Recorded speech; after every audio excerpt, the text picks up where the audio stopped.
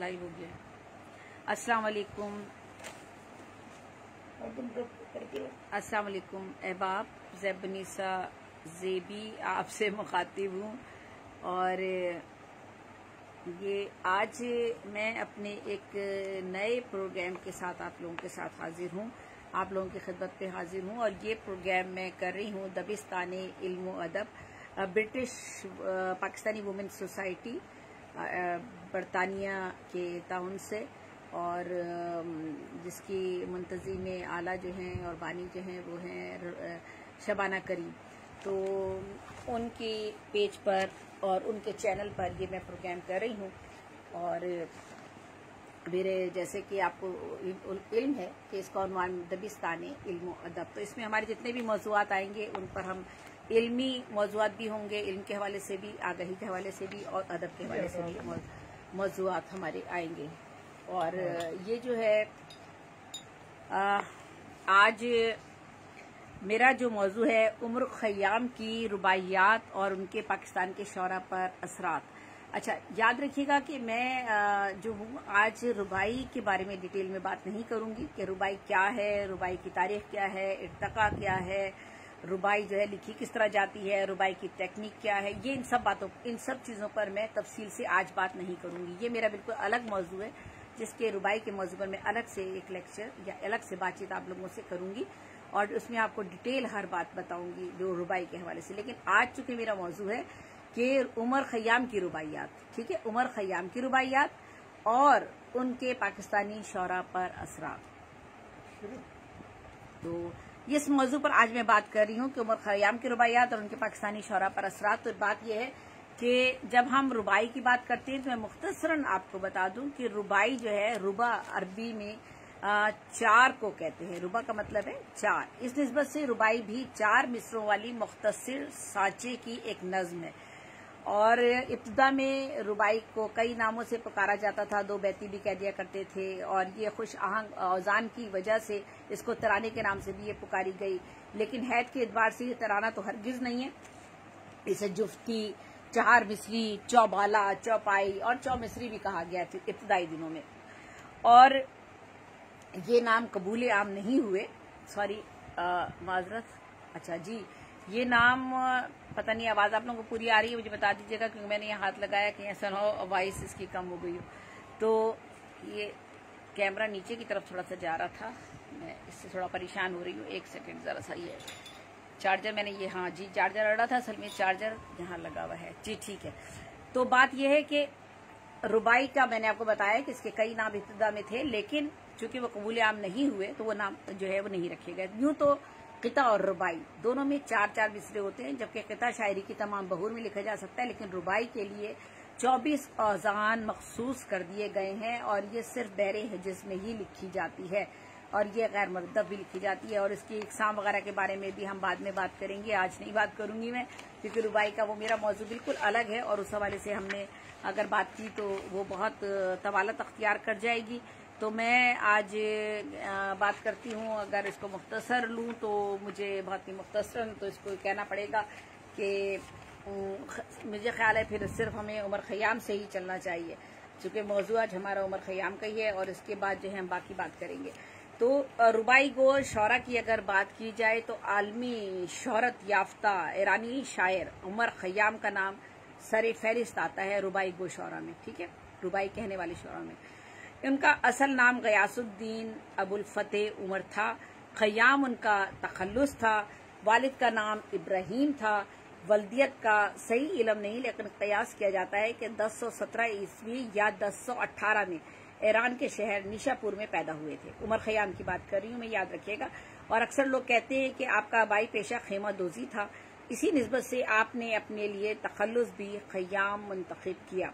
आपको मुख्तलिफ अलूम पर दस्तरस हासिल थी और तफसीर, हदीस, फ़िक़्ह, अदब, तवारीख़, लुग़त, रियाजी, इल्म फ़ल्कियात, फ़लसफ़ा, यूनान, फ़लसफ़ा बुअली, सीना और साइंस, खुसूसन ठोस धातु के अलूम में आपको बहुत ज़्यादा महारत हासिल थी।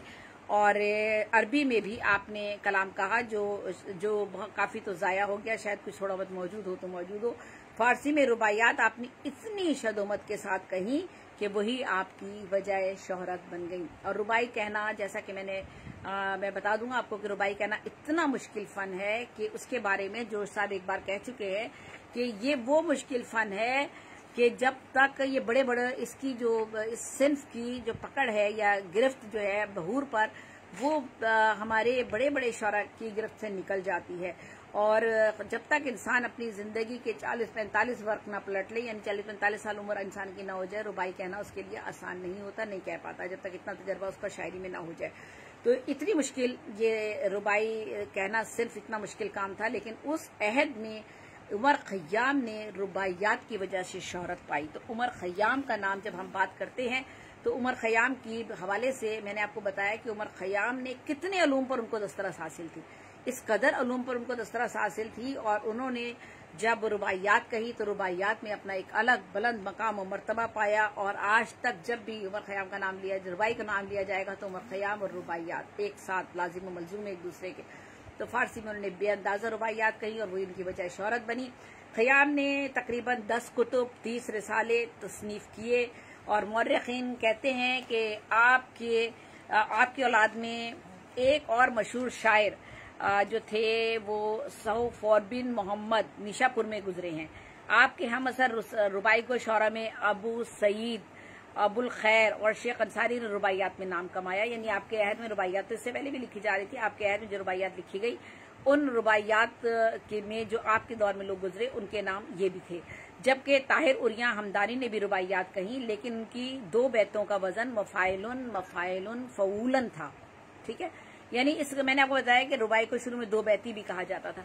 तो उनका मफहूम, उनका जो उन्होंने जो बहर या वजन रखा अपनी रुबाई का, उनका जो था वजन थोड़ा अलग था, जुदा गाना था, औजान वो नहीं थे जो रुबाई के होने चाहिए थे। और यहाँ हमदानी ने जो रुबाइयात उस दौर में कही 2 बैतियों का उनका वजन उन्होंने रखा था मफाइलुन मफाइलुन फऊलन।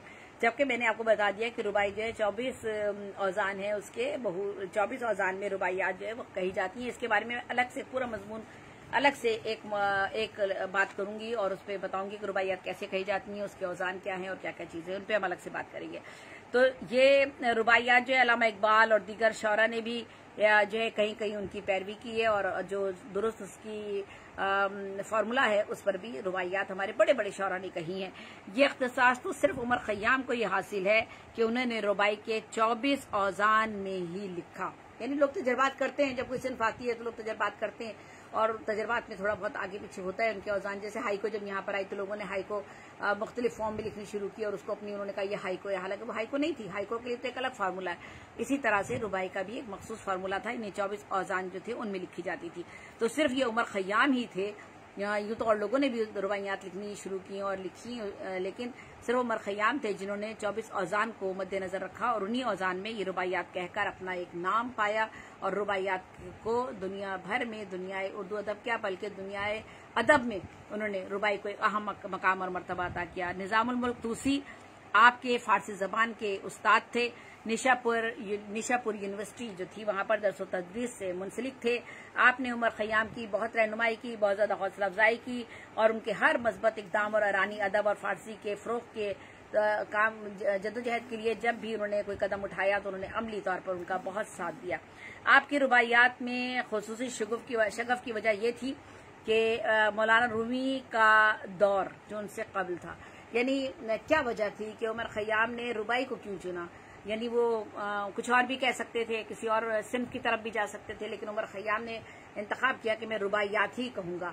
तो उन्होंने क्यों रुबाइयात का इंतखाब किया, इसकी वजह जो सामने आती है वो ये वजह ये सामने आती है कि मौलाना आपकी रुबाइयात को खास शगफ का वजह ये सामने आई कि आपके मौलाना रूमी का दौर आपसे कबल का दौर था। मौलाना रूमी आप जानते हैं कि मौलाना रूमी का क्या मकाम और मर्तबा है।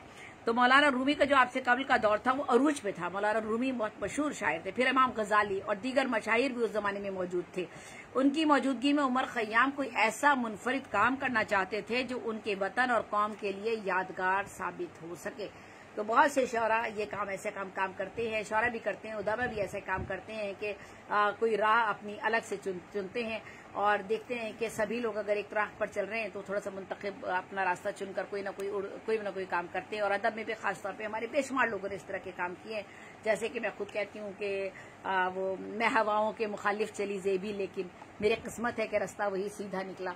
तो कुछ लोग हवाओं के मुखालिफ चलने के ख्वाहिशमंद होते हैं। तो उमर खयाम ने भी सोचा कि चूंकि रूमी का भी दौर है, इमाम गजाली का भी दौर था, रूमी का दौर उससे पहले था, फिर इमाम गजाली का दौर, फिर और दीगर मशायर बहुत मशहूर थे उस जमाने में शायरी की दुनिया में। तो आपने अपने लिए रुबाई की सिर्फ का इंतखाब किया और रुबाइयात आपने कहनी शुरू की। तो आपकी रुबाइयात के तराजिम दुनिया भर की जबानों में किए गए हैं। इस तरह आपकी इल्म हिकमत और दानाई के चर्चे मशरिक से लेकर मगरिब तक फैल गए, यानी आप सिर्फ उर्दू अदब तक महदूद नहीं है।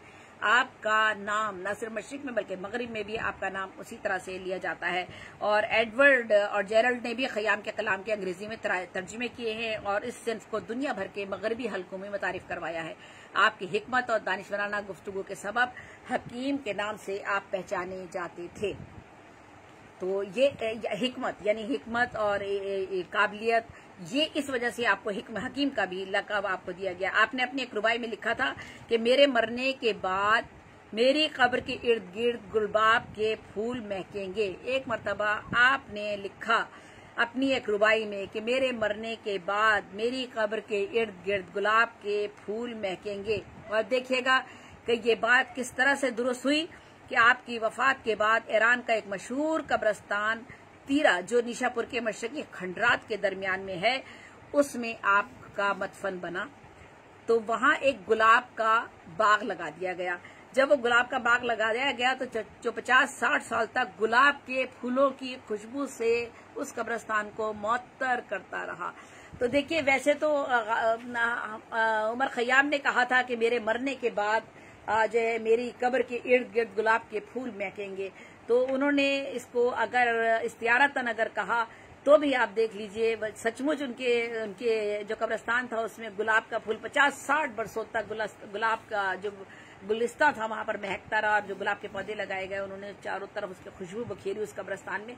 लेकिन आज भी उमर खयाम का नाम रुबाई के हवाले से अगर लिया जाएगा तो बेशक ये कहेंगे हम कि उन्होंने जो रुबाई के पौधे को या रुबाई के फूल को गुलाब की सी खुशबू अता की थी, वो आज भी महक रही है और तमाम जिंदगी महकती रहेगी। तो उनकी रुबाई के मेरे मरने के बाद ये होगा हर्फ ब हर्फ दुरुस्त साबित हुई। तो ये मैं आज आप लोगों से क्यों उमर खयाम की बात कर रही हूँ, इतनी पुरानी बात क्यों कर रही हूँ। आज तो हमारे अहद में बहुत सारे शौरा आ चुके हैं ना, बहुत सारे अदीब हैं, बहुत सारे शौरा। बात असल में ये है कि हमें बहुत सारी चीजों के बारे में इल्म नहीं होता, और खास तौर पे हमारे नौजवान नस्ल जो हमारी आ रही है या हमारे इर्द गिर्द जो भी तालिब इल्म हैं, जो भी अदब से दिलचस्पी रखते हैं या अदब से ना भी दिलचस्पी रखते हों, तो जो लोग जानना चाहते हैं, इल्म हासिल करना चाहते हैं, उनके इल्म में हो कि हमारे आबा व अजदाद ने या हमारे अदब के तारीख अदब में कौन कौन लोग ऐसे हैं जिन्होंने कौन कौन से काम किए। हम सिर्फ किसी एक महदूद सिंफ तक महदूद नहीं है, बल्कि हमारे अदब की अगर बात की जाए तो बेशुमार लोग और बेशुमार लोगों के बड़े कारनामे नुमाया सामने आएंगे। उमर खयाम का नाम यूं तो हम सभी लोग ले लेते हैं उमर खयाम, लेकिन उमर खयाम का आपने देखा कि मैंने उनके बारे में बताया कि कितने अलूम पर उस जमाने में उनको महारत हासिल थी, यानी कितने आलिम थे, और इसी वजह से उनको हिकमत का भी लक़ब दिया गया। तो वहाँ उनका जो था, उनके 50-60 साल तक गुलाबों के फूलों की खुशबू जो है उनके कब्रस्तान को मुअत्तर करती रही। वहाँ वीराने में एक मस्जिद भी थी। वो कब्रस्तान अब भी खंडरात की सूरत में एक वीराने में ही आबाद है, और आपकी तारीख वफात जो है वो 517 हिजरी है। आपने तकरीबन 1133 में वफात पाई। आपने 109 साल उम्र पाई माशाल्लाह से, और तमाम जिंदगी शेर व अदब के जरिए लोगों को दानिश व फहम की दौलत से माला माल करते रहे। जहां तक आपकी शायरी का ताल्लुक है, वो एक माहिर फन और कादिरुल कलाम शायर थे। हर किस्म के ख्यालात और जज्बात को मौसर पैराए में बयान करने के फन से माहिर थे। यही वजह है कि उमर खयाम का नाम आज भी जिंदा है। चूंकि आपको मुख्तलिफ अलूम व फनून पर दस्तरस हासिल थी, सो आपका रुबाइयात के मज़ामीन और उसलूब बयान में इन तमाम अलूम का हमें अक्स भी नजर आता है। आपने जिंदगी में बहुत बारीक बीनी से मुतायला किया और अपने मुशाहिदात और तजर्बात को शेरी रुबाइयात के हुस्न में निहायत खूबसूरती से ढाला। तो मैंने आपको रुबाइयात के हवाले से मैंने बात की है कि हम जो है वो एक कॉल क्या पर आ रही है कि रुबाइयात जो है वो किस तरह से उमर खयाम ने रुबाइयात के हवाले से जो है वो बात की है। मैं जरा सी कॉल आ रही है, इसको भी जरा वो कर दूं।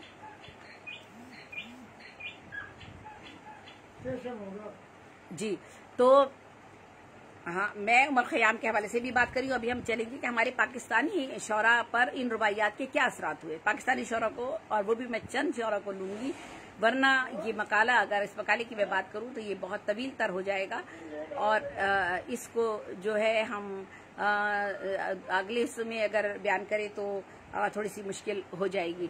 तो ये जो है मैं यहाँ पर जो है चूंकि उमर खयामी का जिक्र करना चाह रही हूँ, उमर खयामी के बारे में बता रही हूँ, और उसके बाद मैं पाकिस्तानी शौरा की तरफ आऊंगी और पाकिस्तानी उन शौरा की बात करूंगी जिनके रुबाइयात में जिन्होंने नुमाया काम किया। यूँ तो बेशुमार शौरा हैं और उन्होंने बहुत काम किया है। गालिब और इकबाल जैसे शौरा ने जो है वो रुबाइयात लिखी हैं, और हमारे पिछले अहद में भी और इस अहद में भी शौरा जो है वो काम कर रहे हैं। लेकिन अभी हम उमर खयामी की बात कर रहे हैं, तो उमर खयाम की बात करने के बाद मैं पाकिस्तानी शौरा की जानिब आऊंगी। तो पाकिस्तानी शौरा में जो है उनकी, मैं अगर वैसे तो मैंने उनकी बहुत सी रुबाइयात यकजा की हैं, लेकिन मेरी कोशिश ये होगी कि मैं सारी रुबाइयात तो नहीं, लेकिन एक चंद रुबाइयात उनकी एक दो आपके सामने मिसाल के तौर पे भी पेश करूं और ये बात बताऊं कि उन्होंने किस तरह की रुबाइयात कही हैं या उसका असलूब क्या है। तो जहां तक रुबाइयात का ताल्लुक है, और रुबाइयात हमारे, मैंने आपको बता दिया कितना मुश्किल फन है, और इस मुश्किल फन में हमारे शौरा ने जो है ये हमारे शौरा ने हमारे रुबाइयात के, या जो इधर हमारे शौरा ने रुबाइयात, आपसे कह रही हूँ मैं,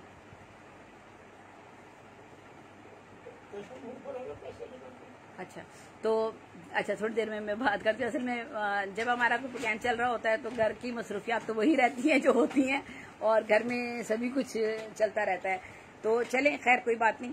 तो मैं यही बात कर रही थी कि जब हम रुबाइयात की बात कर रहे हैं तो हमें रुबाइयात में उमर खयाम के बारे में मैंने आपको बता दिया, और उमर खयाम के बारे में मैंने आपको बताया कि उन्होंने कितने अलूम में महारत हासिल की थी। उमर खयाम ने रुबाइयात के सिन्फ में रुबाइयात लिखने का इंतखाब क्यों किया, ये मैंने आपको बताया। फिर मैंने आपको ये बताया कि उमर खयाम का ताल्लुक कहाँ से था, और उमर खयाम ने जो रुबाइयात कहीं वो उनके अहद में जो शौरा थे या उनसे पहले जो शौरा थे, उन्होंने अगर रुबाइयात कही तो उन्होंने किन औज़ान में कही और किस तरह उनको रुबाइयात का नाम दिया। लेकिन वो रुबाइयात नहीं थी। 24 औज़ान जो रुबाइयात की मख्तस की गई थी उसमें सिर्फ उमर खयाम ने ही 24 औज़ान की पाबंदी की और उन्होंने रुबाइयात कही। यही वजह है कि उमर खयाम का नाम तारीख़ अदब में हमेशा, क्योंकि उन्होंने एक रास्ता दिखा दिया, एक राह बता दी, और उस दौर से लेकर मैंने आपको बताया कि 517 हिजरी और तकरीबन 1133 में आपकी उस वक्त वफात हुई थी। तो आप उस दौर का अहद का अंदाजा कीजिए कि 517 हिजरी में उन्होंने रुबाइयात के जिन असूलों और जवाबित की पाबंदी करते हुए रुबाइयात कहीं, वो आज भी और आज भी और ता क़यामत जो है अदब के असूलों की अगर बात की जाती रहेगी और रुबाई लिखने का जब अमल में आएगा, और जो भी शख्स रुबाई लिखेगा उन्हीं बहूर की पाबंदी करेगा, उन्हीं औज़ान की पाबंदी करेगा जिन औज़ान की पाबंदी उमर खयाम ने की थी। और मैंने आपको बताया कि इसका नाम किस तरह से जो है वो इसको जो है वो रुबाई का नाम दिया गया, इसको रुबाई का नाम दिया गया। और रुबाई के बहुत से नाम उस जमाने में लोगों ने अपने अपने तौर पर कहे, कुछ लोगों ने दीगर बहूर भी इस्तेमाल की, और उन बहूर को इस्तेमाल करके उन्होंने कोशिश की कि वो शायद रुबाई कहने की कोशिश उन्होंने की, लेकिन वो रुबाई नहीं थी। तो बहर अरूज और बहूर की बात की जा रही थी, वो रुबाई के औज़ान 24 ही रहे, उनमें कोई तब्दीली नहीं आई। और कुछ लोगों ने इसको रुबाइयात को, जैसे मैंने आपको बताया कि इसे शुरू में जुफ्ती भी कहा गया, चहार मिसरी भी कहा गया, चौबाला भी कहा, चौपाई कहा, चौमिसरी कहा, तराने का भी नाम दे दिया क्योंकि ये खुशांग औज़ान इसके बड़े खुशांग होते, और इसको जो दो बैती भी कहा गया इसको शुरू में। लेकिन ये सारे के सारे नाम जो थे ये कबूल-ए-आम नहीं हुए, और रुबाई ही इसका नाम रहा, और रुबाई ही में हमारे उमर खयाम ने अपना रुबाई में उन्होंने काम किया। तो हम आगे चलते हैं कि आपकी रुबाइयात में जिंदगी के बेशुमार मौज़ूआत का आपने अहाता किया, निहायत तासीरात के साथ जो मौजूद है। आपकी रुबाइयात का अहम मौजू हिकमत और दानाई था। क्यों हिकमत और दानाई? देखिए, बात यह है कि बात यह है कि रुबाई जो है वो को रुबाई कहें आप, या शायरी की कोई भी सिन्फ, या शेर किसी भी सिन्फ में आप कहें, चाहे वो आप गजल कहें, चाहे आप रुबाई की नज्म की 70 असनाफ में से किसी भी सिन्फ का इंतखाब करें, मसनवी का कर ले, कसीदे का कर ले, जिसका भी करें, या रुबाइयात कहें या कुछ भी लिखिए आप। बात यह है कि उस वो जो कलाम आप लिख रहे हैं उसकी पॉजिटिविटी कितनी है, या वो कलाम जो आप तख्लीक कर रहे हैं उसके मज़बूत पहलू क्या है, या वो कलाम जो आप या जो तख्लीक आप कर रहे हैं उस तख्लीक से लोगों को क्या फायदा पहुंचने वाला है। तो चूंकि उमर खयाम देखिएगा कि कौन से शौरा उदाबा, उन शौरा उदाबा ने बड़ा नाम पाया जिन्होंने अपने कलाम में या अपने अदब के जरिए लोगों में बेदारी पैदा की, या लोगों में की फलाह बहबूद का काम किया अपने कलम से। अहले कलम जो उन्हीं अहले कलम का नाम जो था वो तारीख़ अदब में बहुत ज्यादा फरोजा हुआ। तो उमर खयाम ने भी, चूंकि आपने जिन अलूम की तालीम हासिल की थी उन सारे अलूम को अपनी शायरी में बढ़ता, और शायरी में उन्होंने ये उनका कलाम में ये नहीं हुआ कि उन्होंने रोमांस की तरफ चले गए, या उन्होंने अपनी शायरी में ऐसे मौज़ूआत का इंतखाब किया जिनकी कोई इतनी ज्यादा अहमियत ना हो। तो उन्होंने हिकमत के मौज़ूआत उन्होंने उन हिकमत के और दानाई के जो मौज़ूआत थे उनका इंतखाब किया अपनी रुबाइयात में। यही वजह है कि वो आज तक उनका नाम जिंदा है। और आपके दीगर कलाम में कुछ किताब भी महफूज हैं, और आपकी रुबाइयात का मजमुआ रुबाइयात उमर खयाम के नाम से मंजर आम पर आया। और ये दुनिया की 100 अजीम कुतुब जो हैं उसमें आपकी रुबाइयात का मजमुआ जो है, और या रुबाइयात का जो कुलियात है रुबाइयात उमर खयाम वो भी मौजूद है। और दुनिया के उन 100 कुतुब में जिनका जो अजीम कुतुब कहलाती हैं उनमें हमारी अल्लाह ताला अल्हम्दुलिल्लाह कुरान पाक का नाम तो सबसे सरे फहरिस्त आता है उन दुनिया की 100 अजीम किताबों में। उसके बाद इकबाल का जावेदनामा भी उन 100 किताबों में शामिल है, और दीगर अहादीस की कुतुब भी उन अजीम दुनिया की 100 किताबों में शामिल हैं। और इनमें जो है वो उमर खयाम की रुबाइयात की कुलियात जो है या मजमे जो है वो भी उन दुनिया की 100 अजीम कुतुब में शुमार की जाती हैं। आपके क्लास फेलो हसन बिन साबित जो इल्म नजूम के माहिर थे, उनके साथ मिलकर ईरान की आपने तरक्की, खुशहाली, बेहतरी, फारसी जबान के फरोग और ईरान की सियासत और मुमलिकत को मजबूत बनाने के लिए बहुत काम किया। आपने अपने कलम की ताकत से इंसानी रवैयों, उसके किरदार की बेहतरी की नशोनुमा के लिए तमाम उम्र जहाद किया। अपनी रुबाइयात में कौमी, मुल्की, इस्लाही, मजहबी, सियासी, फलसफियाना, मुफक्किराना, दानिशवराना ख्यालात को पेश किया। देखिए, जैसे मैंने अभी आपको बताया कि हमारी शायरी जो थी, हमारे जो आबा व अजदाद थे, उन्होंने शायरी करने का भी एक मकसद था। शायरी हमारे मजहब में हराम नहीं है। कौन सी शायरी हराम है? कौन सी शायरी, किस शायरी के लिए मना किया जाता है? वो शायरी जो आपको बुराई की तरफ ले जाती है, वो शायरी, उस शायर का मकाम और मर्तबा तो अल्लाह ताला ने जहन्नुम लिख दिया है। और तो अल्लाह ताला हमें उस आग से महफूज रखे, जहन्नुम की आग से महफूज रखे हम शौरा को, क्योंकि हम लोगों ने हमारे हाथ में कलम थमाकर बहुत बड़ी जिम्मेदारी हम पर आयद की गई है, और खासतौर पर शौरा पर बहुत बड़ी जिम्मेदारी है। लेकिन हम शौरा ने इस बात को फरामोश करके सिर्फ हम अपनी जो है वो अपनी नामो नमूद के लिए और शौहरत के लिए शायरी का जो है शायरी के सिन्फ का इंतखाब करते हैं। तो आप ये देखिए कि जो बड़े हमारे अहद के शौरा गुजरे हैं और जो हमारी तारीख़ अदब का हिस्सा है, उन्होंने अपने कलम को किस तरह से इस्तेमाल किया। तो उमर खयाम ने भी जो रुबाइयात कही, उनकी रुबाइयात में अपने मुल्क की तरक्की, खुशहाली, बेहतरी और अपने आम आदमी की जिंदगी की बेहतरी कैसे हो सकती है, और फिर फारसी जबान उस जमाने में थी तो फारसी जबान के फरोग के लिए उन्होंने रुबाइयात लिखी। ईरान की सियासत और उसकी जो मुमलिकत थी उसको मजबूत तर बनाने के लिए उन्होंने काम किया, और अपनी कलम की ताकत से उन्होंने इंसानी रवैयों पर, उसके किरदार साजी में अहम किरदार अदा किया, और इंसान को जो है वो इस बात की तरफ माइल किया कि इंसान की जिंदगी का मकसद क्या है। उसमें उन्होंने फलसफियाना, मुफक्किराना, दानिशवराना ख्यालात को पेश किया, इस्लाही शायरी की, मजहबी शायरी की, सियासी शायरी की, कौमी और मुल्की शायरी की। तो ये उनके रुबाइयात के जो मज़ामीन लतीफ़ थे वो बहुत बुलंद थे, और यही वजह है कि इसी वजह से रुबाइयात उनकी मशहूर हुई। और उमर खयाम का नाम आज तक तारीख़ अदब का, हमारे सिर्फ तारीख़ उर्दू का नहीं, तारीख़ उर्दू अदब नहीं, बल्कि पूरे तारीख़ अदब में जहाँ भी नाम लिया जाता है उमर खयाम का नाम पहचाना जाता है। और उनके तराजिम हुए हैं दूसरी जबानों में, मगरिब में तराजिम हुए हैं उनके कलाम के। अल्फाज का इंतखाब और बयान की तरतीब उनकी बहुत बाकमाल थी। आपकी रुबाइयात का मुमताज वस्फ जो था वो ख्याल और फिक्र की ताजगी थी, नुदरत थी, बागपन था, दिलावेजी थी, दिलकशी, रानाई और रंगीनी थी जो कारी को अपने जाने मतवज्जा करती थी। वो के मज़ामीन क्या थे? आम इंसान की फलाह और बहबूद के मज़ामीन थे। अब वो तमाम मज़ामीन मज़बूत पहलू लिए हुए थे, लेकिन उन सब में आपने शायरी की लताफत को कहीं भी गुम होने नहीं दिया। तो रुबाई की जो बहूर गैर मतरन्नुम है, नामानूस हैं और जो शकील होती हैं, यानी जैसे कि मैंने बताया कि रुबाई बड़ा मुश्किल फन है, जो सब कह चुके हैं इस बारे में कि रुबाई बहुत मुश्किल फन है, लेकिन इतना गैर मानूस होने के बावजूद, इतना मुश्किल फन होने के बावजूद, रुबाइयात के नौजान पर गिरफ्त रखना जो इतना मुश्किल तर है, वो होने के बावजूद आपने गिरफ्त मजबूती से रखी और आपने ऐसा कलाम सामने आपका आया कि जो आज तक जिंदा बता बिंदा है।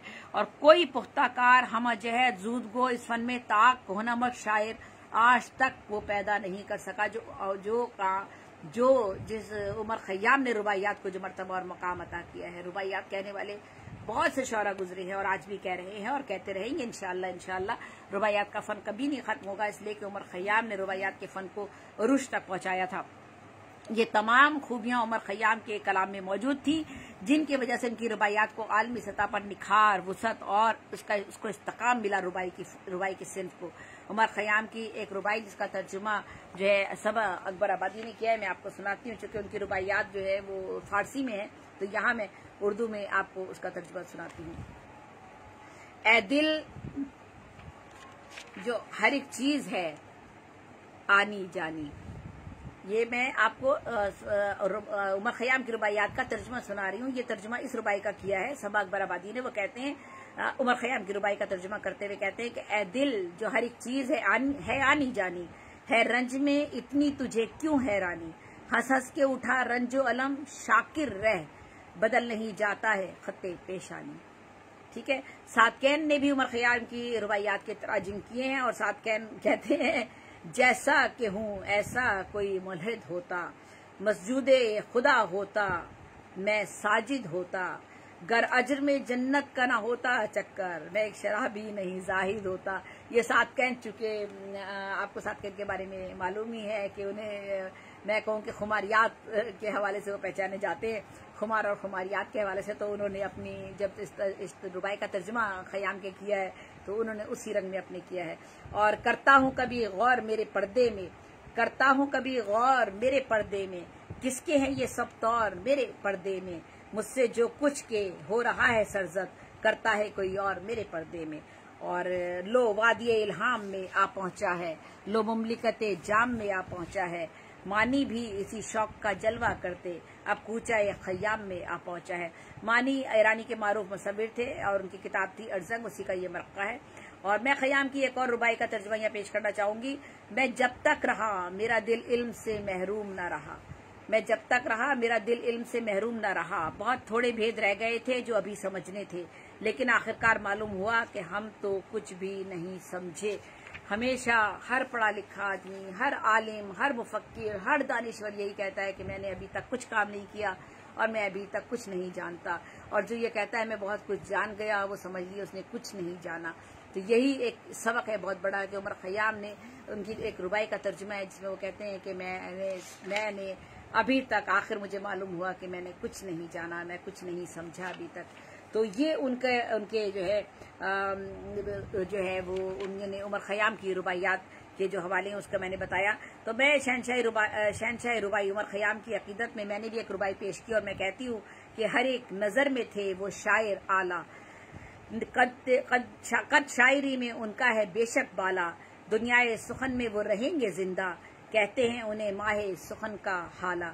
और ये मैंने उमर खयाम के हवाले से आपको रुबाइयात के बारे में थोड़ा सा बताया है। और जैसा कि मैं फिर इसको थोड़ा सा एक बार वजाहत कर दूं, फिर मैं चलती हूँ, थोड़ी सी बात करूंगी कि पाकिस्तानी जो शारा थे उनका रुबाइयात के हवाले से क्या काम था। तो आपका जो मैंने शुरू में तो सारी जो बातें बता दी उनको मैं रिपीट नहीं करती हूँ, लेकिन अभी दरमियान से जो बातें कुछ मैंने दोबारा से कही हैं उनका जिक्र मैं जरूर करना चाहूंगी, ताकि आप लोगों की याद दहानी रहे और बार बार आपको बात समझ में आ जाए जो बात मैं आप तक पहुंचाना चाह रही हूँ कि उमर खयाम ने जो था उनका उमर खयाम के ने मुख्तलिफ उलूम व फ़नून पर चूंकि उनको दस्तरस हासिल थी, सो आपकी रुबाइयात के मज़ामीन और उसलूब बयान जो था उनमें तमाम उलूम में वो तमाम अक्स नजर आते हैं। आपकी रुबाइयात में उन तमाम उलूम का अक्स नजर आता है जिन उलूम में आपने महारत हासिल की थी। और आपका जिंदगी का जो तजर्बा था बहुत बारीक बीनी के साथ आपने किया। आपका मुशाहिदा, आपके तजर्बात जो थे वो शेरी रुबाइयात के हुस्न में और उसकी खूबसूरती में उन्होंने इजाफा किया। और आपकी रुबाइयात के बेशुमार मौजूआत हैं, कोई एक मौजू नहीं है, और उनमें बहुत ज्यादा तासीरात मौजूद है या बहुत ज्यादा तासुर मौजूद है। और आपकी रुबाइयात के जो मौजूआत थे उनमें हिकमत और दानाई के पहलू नुमाया थे। मैंने जैसा कि बता दिया कि रोमांस नहीं बल्कि हिकमत और दानाई के पहलू और उन तमाम उलूम का जिक्र जो जिन्होंने उलूम हासिल किए थे। और इस सब का मकसद ये था, आपने न सिर्फ रुबाइयात बल्कि कुछ किताब भी कहे और दीगर इसनाफ पे भी काम किया, लेकिन रुबाइयात के हवाले से जो है वो आपने सबसे ज्यादा काम किया था। और रुबाइयात के तो आप शहंशाह रुबाई आप ही कहलाते हैं। और रुबाइयात का आपका मजमूआ रुबाइयात उमर खयाम के नाम से आपका सामने आया था और दुनिया की 100 अजीम कुतुब में शामिल है। दुनिया की 100 अजीम कुतुब जो है उसमें माशाल्लाह से सुभान अल्लाह हमारे पहले नंबर पर हमारा कुरान मजीद, हमारी कुरान शरीफ की किताब भी शामिल है और उमर खयाम की रुबाइयात भी उन 100 कुतुब में शामिल है। अल्लामा इकबाल का जावेद नामा भी शामिल है और दीगर हदीस की कुतुब भी जो दुनिया की अजीम 100 कुतुब में शामिल है। इन सारी बातों का मैंने भी आपसे तज़किरा किया था।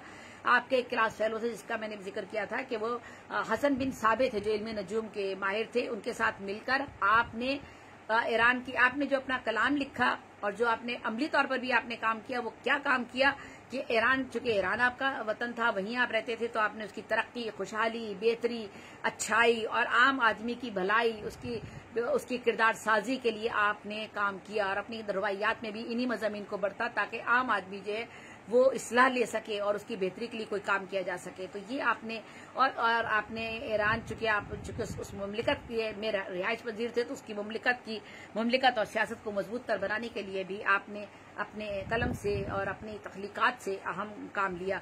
और आपके कलम की ये ताकत ही थी कि उसने इंसानी रवैयों और उस इंसानों की किरदार में बेहतरी और उसकी इंसान की जहनी नशोनुमा में की रहनुमाई में बहुत अहम किरदार अदा किया। और आपने जितनी भी रुबाइयात कही उन सब में कौमी, मुल्की, इस्लाही, मजहबी, सियासी, समाजी, फलसफियाना, मुफक्किराना, दानिशवराना, जिस इन तमाम मज़ामीन को जो था, इन तमाम ख्यालात को, इन तमाम फिक्र को आपने उजागर किया। ऐसी आपने सोच और फिक्र को आपने उजागर किया। और आपने चाहा कि आपकी रुबाइयात के, चूंकि आप बहुत खुश्क मज़ामीन होते हैं और जब आप इन मज़ामीन पर लिख रहे होते हैं तो इसके लिए ज़रूरत इस बात की होती है कि आप जो कलाम कह रहे हैं उसके में नुदरत भी हो, ताजगी भी हो, लताफत भी हो, दिलकशी भी हो, तासुर भी हो और रनाई भी हो, रंगीनी भी हो। तो आपने इन सारी चीजों को मद्देनजर रखते हुए रुबाई की उन बहूर को 24 औज़ान जो इंतहाई सख्त, इंतहाई सकील और इंतहाई मुश्किल और इंतहाई कहना चाहिए खुदरे महसूस होते हैं, लेकिन उनको ऐसा रंग दिया कि आज तक रुबाई गो शौरा की तादाद कम नहीं हुई और रुबाई कहने वाले आज भी मौजूद हैं और उमर खयाम की पैरवी करते हैं और रुबाई कहते हैं। अब मैं अपने उन शौरा की जानिब जाना चाहूंगी जिन्होंने, फिर मैंने आपको कुछ रुबाइयात भी उमर खयाम की सुना दी। अब मैं अपने उन शौरा का जिक्र करूंगी पाकिस्तान में हमारे यहाँ रुबाई का मुस्तकबिल क्या रहा और पाकिस्तान में मुस्तकबिल क्या है और क्या होगा। इंशाल्लाह बेहतर है, अच्छा है, बहुत खूबसूरत है। पाकिस्तान में क्या, पूरे उर्दू अदब में कभी भी खत्म नहीं हो सकता जब तक उमर खयाम का नाम है और तारीख अदब का हिस्सा है। रुबाई भी उसी तरह से मौजूद रहेगी। तो पाकिस्तान के शौरा पर की अगर बात करूं तो सबसे पहले जोश मली आबादी की बात मैं करती हूँ कि अगर मैं इस मजमून को मुख्तसर करूं तो बहुत मुख्तसर किया जा सकता है, वरना ये मजमून यूँ समझ लीजिए अब एक हिस्सा इसका बड़ा तवाला तख्तियार कर जाएगा। पता नहीं मुझे पूरा बयान करना चाहिए या इसको दूसरे हिस्से में लेकर जाना चाहिए या इसको बहुत ही मुख्तसर करके बयान कर दूं। अगर इसे कोई उस्ताद सुनना चाहता है, मौक़िक़ का तालिब इल्म सुनना चाहता है, कोई PhD और MPhil वगैरह के तालिब इल्म या दुनियाए अदब, तारीख़ अदब का हिस्सा इस मजमून को बनाना है तो फिर मैं इसको तफसील से ही पढ़ती हूँ और तफसील से ही आपको इनके बारे में थोड़ा थोड़ा बताती हूँ। ठीक है, ज्यादा तफसील तो नहीं लेकिन थोड़ा थोड़ा बताती हूँ। लेकिन इन मज़ामीन को और इन रुबाइयात के हवाले से मैं छोटे छोटे मज़ामीन और मुख्तलिफ अंदाज में, मुख्तलिफ तरीकों से मैं दूसरे रुबाइयात के हवाले से बहुत सी बातें करूंगी। मेरे पास बहुत इस हवाले से नॉलेज है। इंशाल्लाह बहुत नॉलेज से मुराद मेरी है कि मैंने बहुत ज्यादा कोशिश की है तहकीक करने की, और मैं चाहती हूँ कि रुबाइयात की तरफ लोग रागिब हों और रुबाइयात पर काम किया जाए, और रुबाइयात में जो लोग काम कर रहे हैं उनके काम को सराहा जाए, उनको पजीराई दी जाए। ये मेरा मकसद है यहाँ पर। तो मैं रुबाइयात के हवाले से जोश मलिया आबादी का नाम सबसे बड़ा अहम नाम है हमारे अहद का, कि रुबाई की सिन्फ की अगर बात करें तो जोश मलिया आबादी ने रुबाइयात जो है उन्होंने हमारे अहद में तकरीबन हर बड़े शायर ने कोशिश की है कि रुबाइयात को जो है वो उसको बरकज़े निगाह बनाया जाए हमारे अहद के शौरों ने, और रुबाई की सिन्फ को अपनाया जाए। और बेशुमार शौरा ने रुबाइयात कही हैं। रुबाई को शौरा की हैसियत से बहुत से शौरा ने हमारे यहाँ नाम भी कमाया है। राग़िब मुरादाबादी का नाम तो बहुत ही अहम है। उनमें जोश मलिया आबादी भी सर फहरिस्त हैं। जोश साहब ने 9 बरस की उम्र से शेर कहने शुरू किए थे, और आपका असल नाम तो शब्बीर हसन खान था। शायरी आपको विरासत में मिली थी। आपके वालिद, दादा, परदादा भी शायर थे। आपके उस्ताद हजरत अजीज थे, ठीक है, और जिनसे आपने 5-6 बरस तक इस्लाह ली, और वो बहुत जी इल्म बुजुर्ग थे। उनसे आपकी ने जबान की सेहत और लहजे जो था वो सीखा, और उससे बहुत से फवाइद हासिल किए। फिर आपकी फिक्र का जादू और तखय्युल की सब मुख्तलिफ होने के सबब आपने इस्लाह लेना तर्क कर दी। लेकिन होता ये कि जब किसी उस्ताद से इस्लाह लेते हैं ना, तो उस्ताद जो है, चूंकि वो इस्लाह में कुछ चीजें ऐसी होती हैं कि शायरी लिख कर करना आसान काम नहीं होता, और खासतौर पर रुबाइयात की जब बात की जा रही है तो वो तो बहुत ही मुश्किल फन है।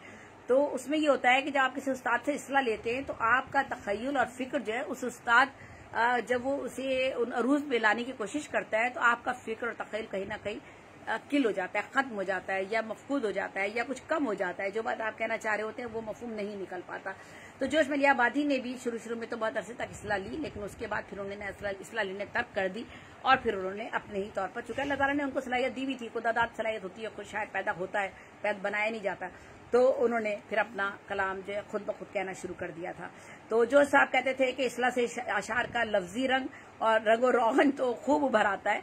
इस्लाह अगर हम लेते हैं किसी से तो उसका रगो रोगन तो खूब उभर आता है, लेकिन माउनियत जो है यानी मायने जो है वो उनमें वो कुछ धुंधले से हो जाते हैं। तो आपका ताल्लुक मलियाबाद से था, और जोश मलियाबादी का आपकी सवाने उम्री यादों की बारात बहुत मशहूर है। उस पर मेरा अलग से एक मजमून कभी पढ़ूंगी, इंशाल्लाह बताऊंगी आपको। जोश कबीरदास और टैगोर की शायरी के दिलदादा थे। हाफिज शिराजी के प्रस्तार थे। उर्दू, फारसी और अंग्रेजी के माहिर थे। 75 साल की आपने उम्र पाई और आखिरी वक्त शेरोदब की दुनिया में अपना सिक्का जमाए रखा। जोश की रुबाइयात में भी उनकी शायरी की तरह जोश, इंसानियत, इनकलाब, शबाब और ताजगी है। जोश के बारे में मशहूर है कि अल्फाज उनके सामने हाथ बांधे खड़े रहा करते थे।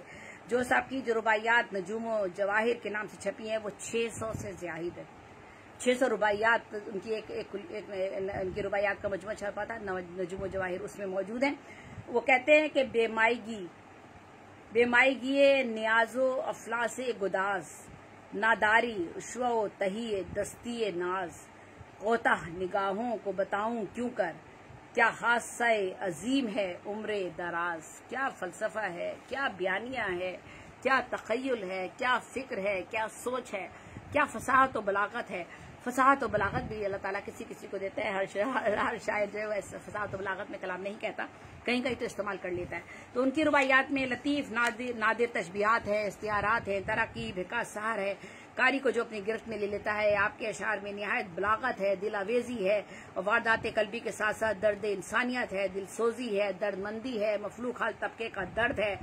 जब देखता हूँ मनाजिर कुदरत, जो साहब कहते हैं जब देखता हूँ मनाजिर कुदरत हो जाता है ज़ाते बारी पे यकीन।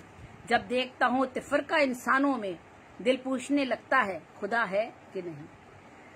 गो के इस शेर को पहले शेर पर तवज्जो दीजिएगा, दूसरे 2 मिसरों पर तवज्जो ना दीजिएगा, पहले 2 मिसरों पर तवज्जो दीजिएगा। वो कहते हैं कि मैं हर तरफ अपने रब की, ज़ाते बारी ताला की हर तरफ मैं जो उसके मनाजिर देख रहा हूँ, हर तरफ मेरा रब जो मौजूद है। लेकिन जब इंसानों ने उस रब को भुलाने के लिए क्या कुछ नहीं कर डाला, इतने तिफरके पैदा कर दिए कि हम इंसान जो है अपने अल्लाह को भूले चले जा रहे। तो उनका मफहूम यहाँ पर ये है। आगे वो जाके कहते हैं इसरार के हर कुफ्र को तोड़ा मैंने, आयात की हर शाख को जोड़ा मैंने। इसरार के हर कुफ्र को तोड़ा मैंने, आयात की हर शाख को जोड़ा मैंने। देखा कि सुराई में है अशुद्ध जहल, जब खोशे इल्म को नचोड़ा मैंने। आपकी शायरी में फिक्री शऊर भी है, ठोस इंसानी अक़दार का अक्स भी है, अवामी अदब के रंग भी नजर आते हैं, जबकि हकाई के आलम मार्फत बारी ताला जोश रूहानी का एहसास भी पूरी आबोताब के साथ चमकता है। रखे हुए सोने का तबक नास है नाज से सर पर। आप कहते हैं रखे हुए सोने का तबक नाज से सर पर, कोहरे में नजर आती है यूं सुबह दरख्शां, हो जाती है जिस तौर से इंसानों की शराफत, हंगामा अफलास में कुछ और नुमाया। तो आप ये देखिएगा कि किस तरह से वो बात कर रहे हैं जोश साहब, और क्या उनका एक हवाला बनता है जोश साहब का। और मैं जो है वो एक सेकंड आप लोगों से लेती हूँ। तैशम जा रहे हो क्या? अच्छा, वो आपकी मम्मा के अंदर बैग टंगे हुए, अगर जाना हो तो फिर लेके जाने, साइड में लगे हुए। अच्छा जी, माजरत आप लोगों के साथ। छोटा मेरा नवासा आया हुआ था तो मैंने कहा उसको एक हिदायत दे दूं, ऐसा ना वो निकल जाए।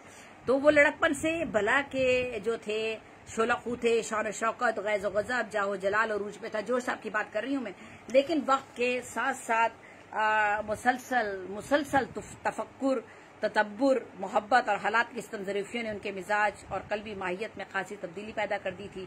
मिजाज की यही सख्ती आपकी शायरी में एक निडर, बेबाक और पुरज़्म शायर की निशानदेही करती है। आपके मिजाज में 4 खास मिलानात थे, जिनमें शेरगोई, इश्कबाजी, इल्म तलबी और इंसान दोस्ती शामिल था। तो ये आमादा हो जो सोज़े निहा के बेया पर, अंगारा खुद उठा के मैं रख लूं ज़बां पर, छोड़ा खुदा पर ही कि वहां होगा फैसला, मेरे बयान पर ना तुम्हारे बयान पर। बेशक बेशक बेशक, सुभान अल्लाह सुभान अल्लाह। देखिए, आमादा हो जो सोज़े निहा के बयां पर, अंगारा खुद उठा के मैं रख लूं ज़बां पर, छोड़ा खुदा पर ही कि वहां होगा फैसला, छोड़ा खुदा पर ही कि वहां होगा फैसला, मेरे बयान पर ना तुम्हारे बयान पर। यहाँ हम एक दूसरे पे तोहमत लगाते हैं, झूठे इल्जामात लगाते हैं, सच बोलने की कोशिश ही नहीं करते, और हम जिस बात को अपने लिए सच समझ लेते हैं सिर्फ उसी बात पे तवज्जो देते हैं। अगर कोई कितनी भी दलील पेश कर रहा हो, कितनी सच्चाइयां अपने बारे में बयान कर रहा हो, लेकिन आपने अगर उसकी मुखालफत की ठान ली है तो आप मुखालफत करते ही रहते हैं। ये हमारा मिजाज हो गया, ये हमारा वालेकुम अस्सलाम ताजवर सुल्ताना, ये हमारा मिजाज हो गया। इसी बात को कितने खूबसूरत अंदाज में जोश साहब यहाँ पर कह गए कि मैंने तो फैसला, न मेरे बयान पे फैसला होगा अल्लाह के सामने, न तुम्हारे बयान पर होगा फैसला, तो अल्लाह ताला करेगा, मैंने भी अपना मामला अल्लाह ताला पर छोड़ दिया है। तो आपके लहजे में देखिए सोज भी है, साज भी है, अल्फाज की सौती कैफियत भी है, और आप वारदात कल्बी का इजहार निहायत बेबाकी से करते हैं। कोई खौफ खतर नहीं है आपके अंदर, और ये एहसास सिर्फ मौज़ूआत में ही नहीं बल्कि आपके अल्फाज और तरकीब में भी नुमाया होता है। हम पर भी हसीनों का करम था एक रोज, ये भी जरा सुनिएगा। हम पर भी हसीनों का करम था एक रोज, इस कौम में अपना भी भरम था एक रोज, बेजार निगाहों की गुजरगाह है अब, वो चेहरा के नजरों का हरम था एक रोज। और फिर आपने छोटी बहरों के औजान की में भी बला की सादगी और रवानी के साथ सैल ममतना में बड़ी दिलकशी के साथ रुबाइयात कही हैं आपने जोश साहब ने, लेकिन इस सादगी में भी बहुत पुरकारी है। यानी यूं ना कहिए, यूं ना समझिए कि उन्होंने सिर्फ फसाहत और बलागत और मुश्किल बयानी में या उन्होंने जो है बहुत ही ऐसी रुबाइयात कही हैं जिनका इब्लाग नहीं होता, या वो सहल नहीं है, आम आदमी नहीं समझ सकता, ऐसा नहीं है। अगर उनके कलाम में फसाहत और बलागत है तो वो उनके मिजाज का हिस्सा है, क्योंकि वो जो शख्स बहुत ज्यादा इल्म रखता है तो वो अपने इल्म के हिसाब से ही बात कर रहा होता है। फिर लेकिन उनके कलाम में, उन्होंने सहल ममतना में भी कलाम उनका हमें नजर आता है, और बहुत उम्दा कलाम हमें जोश साहब का नजर आता है। तो उन्होंने सहल ममतना में भी उन्होंने जब रुबाइयात कही तो उसमें तगज़ुल का भी लुत्फ है, और जज्बात की इनकी आईनादारी भी है, गुजरे हुए लम्हे भी हैं, और कर भी हमें नजर आता है। तो वो कहते हैं कि चांदनी से अहदे वसल की बातें, हाय फुरकत की चांदनी रातें, आफतें जमा है खुदाई की, चांदनी रात है जुदाई की। और आखिर में मैं जो साहब के लिए कहूंगी कि नाकदीन अदब ये कहते हैं, वो भी शायर अजीम थे बेशक, उनकी हर एक रुबाई है शायद, ऐद नौके कलीम थे बेशक। मैंने एक कथा ये जोश साहब के लिए कहा क्योंकि जोश साहब का नाम रुबाइयात के हवाले से एक बुलंद मर्तबा शायर की हैसियत से लिया जाता है, जोश मलियाबादी का। और इसके बाद अब मैं जिसके शायर की बात करने जा रही हूँ, यूं तो राकिब मुरादाबादी का तस्करा होता है, लेकिन मैं उनसे पहले एक और शायर का जिक्र यहाँ जरूर करूंगी, और शायद आप उनसे वाकिफ नहीं है आप लोग, लेकिन आज आपको मेरे इस मजमून से उनके बारे में पता चलेगा कि मैं क्यों ये बात करना चाह रही हूँ। मैं 2 मिनट का वक्फा लेती हूँ आप लोगों से, 1 मिनट का।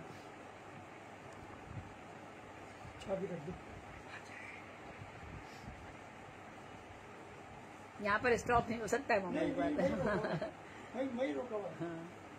अच्छा जी, तो मैंने देखिए आज आपको बताया कि उमर खयाम की रुबाइयात क्या है, किन बहूर में लिखी जाती है। मैं एक बार फिर उसका रिवीजन करती हूँ जब तक मैं अगले मौजू की तरफ जाती हूँ। मौजू हमारा रुबाइयात ही है आज, और रुबाइयात के मौजू से हम आगे। रुबाइयात का मैंने आपको आज के मजमून में रुबाइयात की बहूर नहीं बताई, रुबाइयात का इर्तका नहीं बताया, रुबाइयात के बारे में मैंने जो उसकी टेक्निक है वो नहीं बताई। वो रुबाइयात अलग एक मौजू है रुबाइयात का, उस पर मैं फिर अलग बात से बात करूंगी आपसे।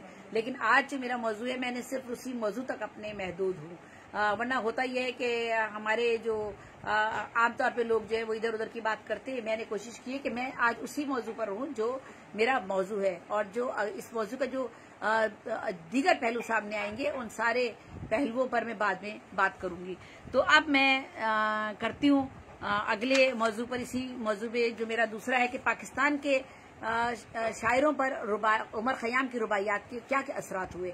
तो मैंने आपको जोश मलियाबादी के बारे में एक मुफस्सल और एक तफसील के साथ और बहुत अहमियत के साथ जो है मैंने आपको बता दिया कि उनकी क्या अहमियत है जोश मलियाबादी की। तो अब मैं बात कर रही हूँ जिनकी, वो उनका नाम है, आप शायद बहुत से लोग शायद इस नाम से इतना ज्यादा वाकिफ ना हो, लेकिन उनका काम इतना अहम है और इतना बुलंद मर्तबत उनका जो है ये तारीख अदब में उनका नाम रहेगा कि उन्होंने जो काम किया है, इसीलिए मैं उनका यहाँ तस्करा कर रही हूँ। वो है क़यामुल असर मोहसिन आज़म मोहसिन मलियाबादी।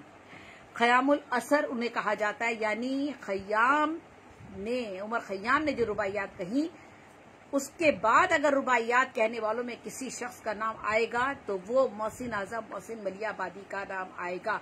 गो के जोश मलियाबादी का नाम है, फैज़ अहमद राग़िब मुरादाबादी का बहुत अहम नाम है, सादकैन का नाम है, और दीगर हमारे बहुत से शौरा का नाम हमारे आता है। लेकिन बंद हो गया हमारे और बहुत से, क्या नेट बंद हो गया आप लोगों को? बंद नहीं हो गया, वो अच्छा सही नहीं लगा हुआ था। अच्छा बैटरी 0 हो गई। अच्छा, बहुत से हमारे और जो चार्जिंग पे मेरा सेल लगा हुआ है जी, मैं ये देख रही तो हूँ। तुम्हारा पता नहीं कैसे चल रहा अच्छा है। जी, तो ठहर जाओ, मैं इसको दोबारा ऑन कर रहा हूँ, रुक जाओ। ये जो है 8 बज गए क्या? ओहो, 8 बजे मेरा एक दूसरा प्रोग्राम है, तो मेरा ख्याल है मैं आज इसको यहाँ वाइंड अप करती हूँ, और आप सब लोगों को मैं आज इस प्रोग्राम को यहाँ वाइंड अप करती हूँ, ठीक है। और मैं अगला इसका जो दूसरा हिस्सा है कि पाकिस्तानी हमारी रुबाइयात के जो पाकिस्तानी शौरा पे असरात हैं उनका मैं जिक्र करूंगी। क्योंकि उमर खयाम इतना बड़ा नाम है, इतना अहम नाम है हमारे उर्दू अदब का, कि उमर खयाम के हवाले से मैंने गो के बहुत मुख्तसर बयान किया है, लेकिन फिर भी मैंने कोशिश की है कि उमर खयाम के बारे में आपको सारी अहम बातें मैं आपको बता दूं। और मैं इतने बड़े शायर के साथ नाइंसाफी हरगिज नहीं कर सकती थी कि मैं उन्हें मुख्तसर सा लेकर उन्हें छोड़ देती और आप लोगों से मैं रुख्सत ले लेती। तो मैंने कोशिश की कि रुबाइयात में उमर खयाम के बारे में आपको ज्यादा वजाहत से बता दूं, और जोश मलियाबादी के बारे में मैंने आपको बता दिया है। अगला हमारे पाकिस्तानी शौरा पर रुबाइयात के क्या असरात है, हमारे कौन कौन से शौरा हैं और बड़े अहम हैं, और जिनकी मैं बात करूंगी आपको आप दंग रह जाएंगे, आप हैरत ज़दा रह जाएंगे कि हमारे ये शौरा और इनका ये काम है रुबाइयात के हवाले से। यानी मैं एक ऐसे शायर की बात भी करूंगी जिन्होंने कुरान शरीफ में रुबाइयात की जो बहूर है उनको तलाश किया है और फिर उन पर उन्होंने रुबाइयात कही है, मैं उनका भी जिक्र करूंगी। लेकिन आज मैं इस प्रोग्राम को यहीं वाइंड अप करती हूँ। 8 बज गए हैं, मेरे इस प्रोग्राम को 7 बजे मैंने शुरू किया था, सुबह 7 बजे तकरीबन 7:10 पर, और ये प्रोग्राम ज्यादा तवील हो जाएगा। इसका इंशाअल्लाह मैं अपने इस बैनर को दोबारा इसके साथ के पाकिस्तानी शौरा कि क्या प्यार रुबाइयात के असरात के उन्वान से मैं दोबारा इस प्रोग्राम को करूंगी और ये इन शौरा का जिक्र जरूर करूंगी आपसे। और फिर जो रुबाइयात का हमारा दूसरा हिस्सा है जो जिसके पे मैं फिर कभी किसी वक्त इंशाल्लाह जरूर आपको उन रुबाइयात के हवाले से जो अगर अलग मौजूआत बनते उन पर हम अलग बात करेंगे, उनका मैंने इसमें बिल्कुल भी जिक्र नहीं छोड़ा, ठीक है। तो बहुत बहुत शुक्रिया। मैं जो हूँ वो दबिस्तान इल्म और अदब की बहुत शुक्रगुजार, शबाना करीम की बहुत शुक्रगुजार हूँ जिन्होंने आज ये मुझे मौका दिया कि मैं इतने अहम मौजू पर आज मैंने बात की है कि हमने बताया कि रुबाइयात क्या चीज़ होती हैं और रुबाइयात कहने वाला कौन सा बड़ा उर्दू अदब का नाम है और उनका क्या मर्तबा मकाम है, उनको कितने अलूम पर उनको जो है वो जो था उनको अबूर हासिल था, कितनी दस्तरस उनको हासिल थी। और मैंने जो इसमें लिबादी का भी जिक्र किया। इंशाल्लाह अगला प्रोग्राम इंशाल्लाह जल्द, या तो मैं कल ही कर लूंगी, कोशिश करूंगी कल किसी वक्त आपके साथ कर लूं और इस प्रोग्राम को आगे बढ़ाकर मैं इस पर खत्म करूं और फिर मैं एक नए मौजू की तरफ आपके साथ जाऊंगी इंशाल्लाह। तो मुझे इजाजत दीजिए। अगर कहीं किसी जगह रवानी में मुझसे किसी जगह कोई लफ्ज, कोई तलफ़ुज़ में या किसी चीज़ में गलती हो गई है तो उसके लिए पहले से आपसे लोगों से माजरत चाहती हूँ। और बहुत शुक्रिया, शबाना करीम का बहुत शुक्रिया, आप तमाम लोगों का बहुत शुक्रिया। आपके पेज पर मैं ये प्रोग्राम कर रही हूँ। अपने सर को इजाज़त दीजिएगा। अल्लाह हाफिज़, अल्लाह निगहबान।